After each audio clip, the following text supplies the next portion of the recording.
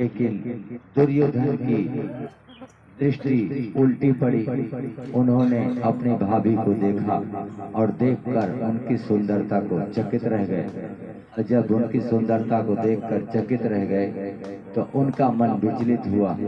जब मन विचलित हुआ तब वो जहां जाए कहीं शीशे में टकरा जाए, कहीं दीवार में टकरा जाए, कहीं पत्थर में टकरा जाए। ऐसे मन विचलित हुआ कि उनको देखा है कि रास्ता साफ है, लेकिन जाके दीवार में लड़ जाए। ऐसे करते करते चले गए। पानी भरा था जलाशय, उसमें कूद पड़े। जब उसमें कूद पड़े तो द्रौपदी ने जान लिया कि ये मुझे देखकर विचलित हो गया है, इसलिए इसको सूखा जमीन और पानी नहीं दिखाई दिया और ये कूद पड़ा। उस समय द्रौपदी ने एक व्यंग बात बोल दिया। व्यंग का मतलब बोली, बोली समझते नहीं, बोली बोलते हैं लोग, तो वही व्यंग बात बोल दिया। क्या बोला कि अंधे के अंधे ही होते हैं। यही बात द्रौपदी ने बोला था कि अंधे के अंधे ही होते हैं। और ये बहुत बात बोली और बोलकर शांत हो गई। बाद में दुर्योधन चला आया तो कृष्ण भगवान सुन रहे थे और पहुंचे तो कहते हैं दुर्योधन गिर गया था तो आपने क्या बोला था? कहें क्या बोले? यही बोला था कि अंधे के अंधे ही पैदा होते हैं, अंधा के अंधा ही पैदा होता है। तो कहें कि आपने जो बोला है बहुत गलत किया। वो तो अपने कर्म का फल पाता ही, लेकिन आपने जो बोला है उसका परिणाम बहुत भयंकर होगा। आप नहीं जानती हैं कि इसका परिणाम क्या होगा। आपने बोलकर बहुत बड़ी गलती की है और अब ये वापस आने वाला नहीं है। इसका परिणाम एक न एक दिन पूरे परिवार को भुगतना पड़ेगा। राजवली महाराज की, श्री कृष्ण भगवान की। उसी दिन की बात है। उसी दिन से दोनों कौरवों और पांडवों में नफरत पैदा हुई और नफरत पैदा होने से फिर युद्ध निश्चित हो गया। युद्ध अब होगा। भयंकर युद्ध हुआ। कितने लोग मारे गए, कितनी औरतें विधवा हो गई, ये सब दिन देखने पड़े। और उन्होंने अपने पुत्र का भी वध होते देखा और तमाम ऐसी घटनाएं घटी जो उन्होंने देखा। इसलिए मनुष्य को किसी को बोली नहीं बोलनी चाहिए। बोली नहीं बोली, बोली जो है तीर के समान लगती है। वहीं पर महाभारत के समय में कहा है कि एक व्यक्ति, वही दुर्योधन ने कहा इससे कर्ण से कहा कि मित्र आज मुझे किसी ने घायल कर दिया है। कहते हैं कैसे घायल हो? ना तो तुम्हें कोई बाण दिखाई दे रहा, ना कोई तुम्हें अस्त्र से मारा है, तो घायल किस प्रकार से है? तो वहां पर कर्ण बताता है कि 3 प्रकार के अस्त्र होते हैं। 3 प्रकार के अस्त्र होते हैं। पहला अस्त्र होता है जो शरीर पर चोट पहुंचाता है और शरीर में जख्म दिखाई देता है। दूसरा अस्त्र होता है जो आदमी के आंखों से चलता है और सीधे हृदय पे वार करता है। और तीसरा अस्त्र वो होता है जो आदमी शब्द का प्रहार करता है, जो शब्द का प्रयोग करता है, उसे भी किसी अस्त्र से कम मत समझो। तो जो शब्द का प्रयोग होता है कि शब्द से जो अस्त्र का प्रयोग किया वो समझ लो वो भी सीने पर ही लगता है। तो वो बताए कि हाँ मित्र, मुझे शब्दों का ही अस्त्र लगा है। तब उन्होंने कहा फिर, कहते मैं इसका जब तक प्रतिशोध नहीं ले लूंगा तब तक मैं चैन से नहीं बैठ सकता। तो वही प्रतिशोध लेने के लिए दुर्योधन ने युद्ध रच दिया और ऐसा महाभारत का युद्ध हुआ कि हजारों हजार लाशों के ढेर लग गए वहीं पर। तो इसलिए किसी को कोई बोली नहीं बोलनी चाहिए, किसी को कोई कटु वचन अपने जुबान से नहीं बोलना चाहिए। बहुत सहने की क्षमता रखो, सह लो, मगर किसी को कटु वचन मत बोलो, नहीं तो एक दिन उसका परिणाम तुम्हें भुगतना ही पड़ेगा। जय जय श्री राधे, जय जय श्री राधे, जय जय श्री राधे, जय जय श्री राधे। मनुष्य गरीब क्यों है? अपनी गलतियों के कारण, अपनी कमियों के कारण उसने खुद गरीबी का न्योता दिया। और बहुत लोग ऐसे हैं जो गरीबी को बुला रहे हैं, गरीबी को बुला रहे हैं। बुला रहे हैं कैसे? अब तुम्हारे घर में खाना नहीं है, बच्चों को दाल रोटी का जतन नहीं है, अब तुम एक एक बोतल दारू झटकोगे तो गरीबी तो ही तो बुला रहे हो भैया।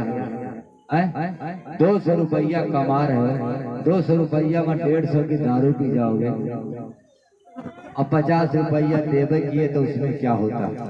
तो निश्चित है कि तुम्हारे बाल बच्चे गरीब ही होंगे। और दारू पीने के बाद क्या करोगे? जो आएगा उसको 4 गाली भी दोगे, मारोगे भी, या नियत खराब हो गई तो किसी बहन बेटी का हाथ पकड़ोगे, यही करोगे।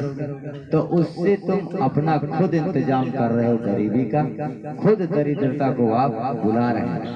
इसलिए मैं एक ही चीज कहूंगा कि अगर आपको ऊपर उठना है, ऊंचाई पर उठना है, तो सबसे पहले इन गंदगी को हटाओ।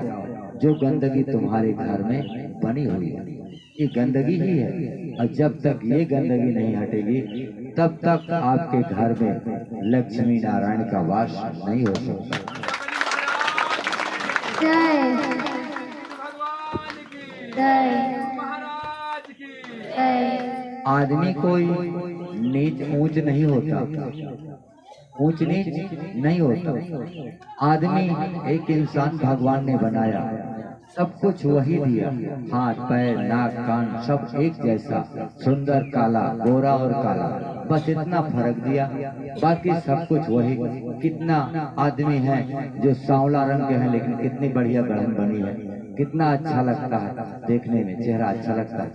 और कितने गोरे रंग के भी हैं लेकिन गढ़न नहीं बनी है तो उनका चेहरा लगता है कि बहुत गोर सुंदर यहाँ लेकिन कुछ नहीं है, ऐसा भी लगता है। अब कितने ऐसे ऐसे हैं कि भगवान ने ऐसा गढ़न बना दिया है कि काला रंग भी बहुत प्यारा लगता है, बहुत अच्छा लगता है।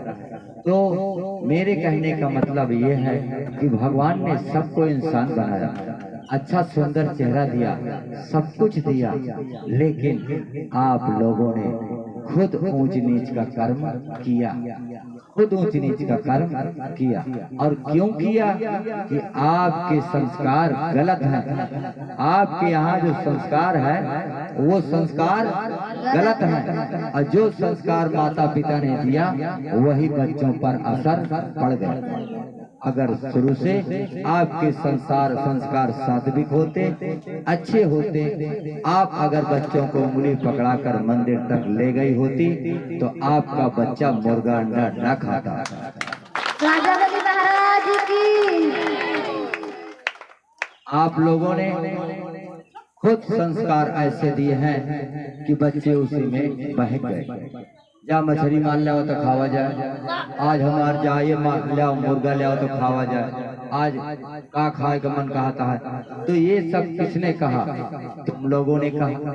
अपने पति आए कमा के 2000 रुपया बस ओका मुर्गे अंडा में खवाए खवाए खर्चा करा देती है। ये तो नहीं सोचे कि 10 किलो दाल ला के धे दिया, बच्चे तो हर 3 महीना खाइए। ये तो नहीं सोचा कि 50 किलो गेहूं धे दिया, कल के चला जाए तो कहाँ खावे। खाली का 4 दिन का स्वाद, वो भी स्वाद क्या है? वो तो मांस मछली है, वो स्वाद क्या है? बस जो खाए हो वही मांग हो रही है मन की। तो आपने 4 दिन के सुख के लिए अपने बच्चों को भूखा खुद रख रही हो, इसलिए आपके संस्कार गलत हैं। और इस संस्कार में अगर रहोगे तो आपके यहाँ परमात्मा की कृपा नहीं हो सकती। राजा बलि महाराज की। मैं आप सबको हमारे धर्म के अनुसार, हमारे जो वैदिक मंत्रों के अनुसार, सनातन धर्म के अनुसार ये कहा गया है कि आप सब पवित्र और सात्विक रहिए। आपके लिए भगवान ने बहुत ऐसी चीजें दिया हुआ है जिससे आपका पोषण हो सकता है, आपके शरीर का विकास उन्नति हो सकती है। चना जो है 50 ग्राम चना खाइए, 3 अंडे की ताकत 50 ग्राम चना देता है। एक बादाम खाइए तो 10 अंडे की ताकत वो बादाम देता है। काजू खाइए और गर्म चीज खाना है तो आप एक पीपली आती है उसको मसाले में डालकर खाइए, वो जो है गर्म चीजें हैं और तमाम चीजें गर्म हैं। महुआ खाइए, शरीर में एनर्जी, पावर, टेम्परेचर सब बना रहेगा। ऐसे बहुत चीजें हैं जो कि आपके सात्विक अन्न के साथ में ज्वाइंट हैं, उनको खाने से आपके शरीर का पोषण भी होगा और एनर्जी पावर भी बढ़ेगा, ताकत भी रहेगी और सब कुछ सही रहेगा, निरोगी भी रहोगे। ऐसी चीजें खाइए कि आपका शरीर हष्ट पुष्ट रहेगा और रोग आपको छू नहीं पाएगा। और सात्विक रहिए और घर को भी पवित्र बनाइए, तभी आपके घर में लक्ष्मी का वास होगा। राजा बलि महाराज की। जातियां बनाई गई, कर्म के अनुसार बनाई गई। जो जैसा कर्म करने लगा उसको वही जातियां वेद व्यास ने बना दिया। वेद व्यास ने तो वर्ण बनाए, 4 वर्ण बनाए, ब्राह्मण, ठाकुर, शूद्र और वैश्य, ये 4 वर्ण उन्होंने बनाए। बाकी जातियां कर्म के अनुसार बनाई गई। कोई ज्ञान की बात करने लगे, शास्त्र की बात करने लगे तो उन्हें ब्राह्मण कहा गया। कोई ऐसे थे जो गांव की रक्षा करने लगे, सुरक्षा की चिंता मत करो हम तुम्हारी मदद करेंगे, गरीब आदमी की मदद करने लगे तो क्षत्रिय हो गए। जो लोग बनिया थे, जो राशन पानी उधार बाढ़ी दे दिया करते थे तो वैश्य बन गए। और जो समाज की सेवा करते थे अपने शरीर से, उन्हें शूद्र कहा गया। इस प्रकार से 4 विभाग वेद व्यास जी ने बनाया। उसके बाद हम लोगों ने क्या किया, हम लोग कोई 4 गाय भैंस जिया लिए तो वह बन गए, और कोई लकड़ी का काम करने लगा तो बढ़ई बन गया, कोई लोहे का काम करने लगा तो विश्वकर्मा बन गए, कोई मिट्टी का काम करने लगा कुम्हार बन गया। ऐसे जो काम करने लगे सबका अलग अलग जातियां होती। कोई नाव का काम करने लगा, नाव हो गया, कोई धोबी का काम करने लगा, धोबी हो गया। ऐसे ऐसे सभी जातियां अपने ही कर्म के अनुसार बनाई गई, लेकिन उसमें कहीं ये नहीं लिखा है कि तुम मांस मदिरा खाओ, ये नहीं कहीं लिखा है। आप जिस जात में थे ठीक है, अच्छी बात है, लेकिन उसको खाने के लिए तो कोई नहीं कहा किसी ने। जो लोग चमड़े का काम करते थे, अब जानवर मरते थे तो चमड़ा भी निकलाया जाने लगा। जहाँ चमड़ा निकला गया तो उसमें जूता बना और तमाम चीजें बनने लगी, लेकिन किसी ने ये तो नहीं कहा कि तुम उसको खाओ। किसी ने कहा कि उसको खाओ, लेकिन क्यों खाने लगे? अब ये बताओ, खाद जो होती है, खाद खेत में छींटने के लिए बनी है ना, और छींटता कौन है? आदमी ही तो छींटता है, तो खाद काहे नहीं खा लेता? खाद खाओ, खादो तो छींटते आदमी छींटता है ना, तो फिर खाद काहे नहीं खाने लगता? अब इसका मतलब थोड़ी है कि बकरा काटे लगे हो, जानवर निकाले लगे तो का खाए लगा, ये कहीं नहीं लिखा है और ये नहीं चाहिए। इसलिए खाने के लिए परमात्मा ने अच्छे अच्छे सात्विक साग सब्जियां और भोजन दिए हैं कि आप उसको खाओ, तुम्हारा शरीर हष्ट पुष्ट रहे। ठीक है ना? कितने लोग छोड़ देंगे? छोड़ेंगे ना?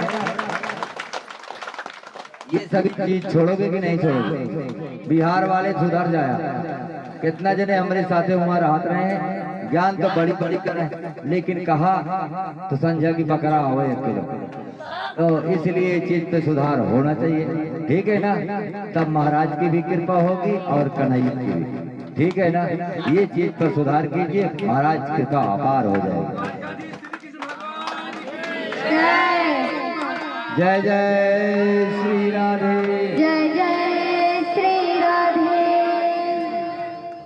मांस मछली किसने या लोगों ने छोड़ दिया है? हाथ उठाओ जिन्होंने छोड़ दिया। छोड़ दिया, छोड़ दियो, जोड़ जिन बोलो। अबे झटका दिया, कहा दिया छोड़ दे। हाथ ना महाराज बताओ था यहाँ से। अभी बंद किए, ठीक है छोड़ देना। अच्छा सभी लोग छोड़ दो, ये सब बंद कर दो। क्या रखा है? उसी का 4 पैसे का अनाज ले आओ, चना ले लो, वो खाओ भिगो के।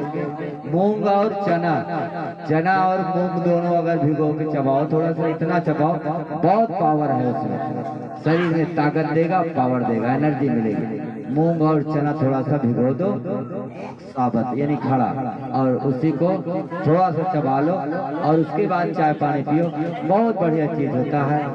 और अगर ना हो तो महुआ भून के उसका लाटा बना लो, तिली का हम तो खाते हैं, और वो खाओ, शरीर में टेम्परेचर रहेगा, ठंडी नहीं लगेगी। और सुबह उठने का प्रयास कीजिए 5 बजे, नहीं तो 5:30 6 तक बिस्तर छोड़ ही देना चाहिए, और सुबह जल्दी सोने का प्रयास करना चाहिए। ज्यादा रात तक जागना नहीं, जल्दी सो और सुबह जल्दी उठ जाओ। ब्रह्म मुहूर्त में अगर उठ गए तो अपने आप भगवान की कृपा आप पर होती रहेगी। जय जय श्री राधे। जय जय श्री राधे। जय जय श्री राधे। जय जय श्री राधे। ज्यादा नहीं बोल पा रहा हूँ, इसलिए एनर्जी कम है, व्रत भी चल रहा है तो ज्यादा नहीं बोल पाऊंगा। अब हाजिरी पौरिया महाराज के लगवा देते हैं, एक टाइम हाजिरी जरूर लगेगी, तो इसलिए हाजिरी पौरिया महाराज